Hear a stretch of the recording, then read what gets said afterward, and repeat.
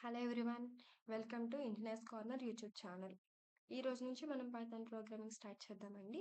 Python ప్రోగ్రామింగ్లో first topic వచ్చి the history of Python. December 1989లో డచ్ ప్రోగ్రామర్ ఒకరు గైడో వాన్ రోసమ్ అనే అతను ఒక కొత్త ప్రోగ్రామింగ్ లాంగ్వేజ్ని ఇంట్రడ్యూస్ చేయాలి అని డిసైడ్ అయ్యారనమాట.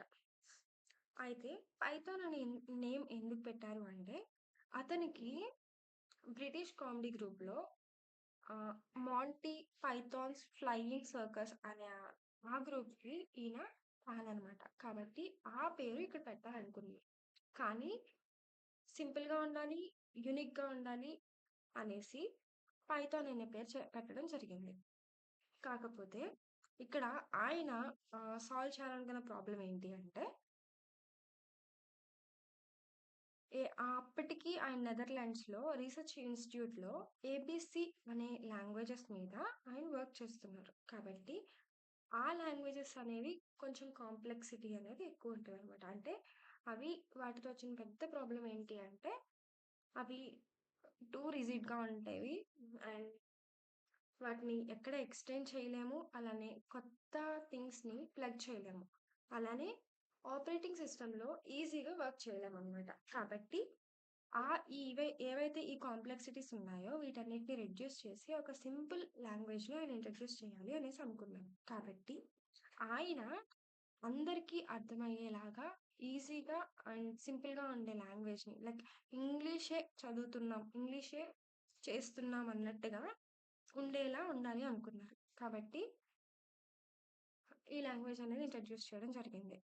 ఇక్కడ మనం చూసుకున్నట్లయితే ఏవైతే ఇప్పుడు మనం ఎక్సెప్ట్ పైథాన్ రిమైనింగ్ లాంగ్వేజెస్ మనం చూసుకున్నట్లయితే మ్యాథమెటికల్ పజిల్స్‌లా మనం చూస్తూ ఉంటాం. అంటే ఏది నేర్చుకోవాలన్నా కొంచెం కాంప్లెక్సిటీ అనేది ఎక్కువ ఉంటది. కానీ కమింగ్ టు ది పైథాన్ చాలా ఈజీగా నేర్చుకోవచ్చు.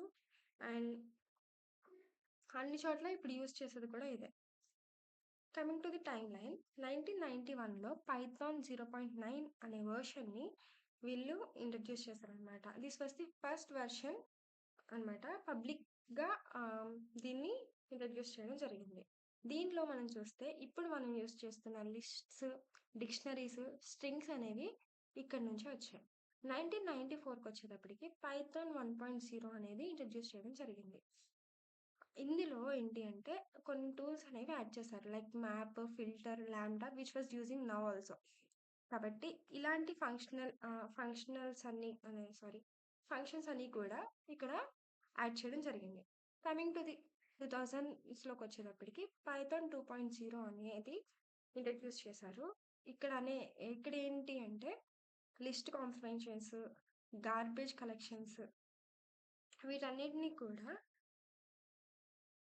యాడ్ చేశారనమాట. అలానే అంటే ఇవి ఆటోమేటిక్‌గా మెమరీని మేనేజ్ చేస్తాయి అలా అనమాట. అలానే ఏంటి అంటే ఇది ఒక ఓపెన్ సోర్స్ కింద ఇచ్చారు. కానీ తర్వాత 2008లోకొచ్చేటప్పటికి పైథాన్ 3.0 అనేది ఇంట్రడ్యూస్ చేశారు. దీనిలో ఏంటి అంటే ఇది అప్పటికి ఇంట్రడ్యూస్ చేశారు. అండ్ కొంత ఏదైతే 2.0లో ఉన్న మెస్సీనెస్‌ని అలానే కొన్ని డెసిషన్ డిజైన్స్‌ని కొన్ని మార్చి ఇంట్రడ్యూస్ చేశారు. కాకపోతే ఇక్కడ వచ్చిన ప్రాబ్లమ్ ఏంటి అంటే ఇది బ్యాక్వర్డ్ కంపాటబిలిటీకి సపోర్ట్ చేయరనమాట. అంటే 2.0లో రాసిన కోడ్‌కి ఇది సపోర్ట్ చేయదు. అలాంటి ఆహ్, అన్ అన్ అలాంటి ప్రాబ్లమ్ అనేది ఇక్కడొచ్చింది.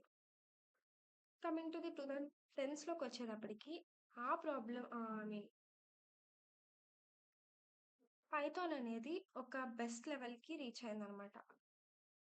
దేనికోసం, ఎలా రీచ్ అయింది అంటే data science, machine learning, web development ఇవన్నీ రావడం వల్ల ఇక్కడ పైథాన్ అనేది ఒక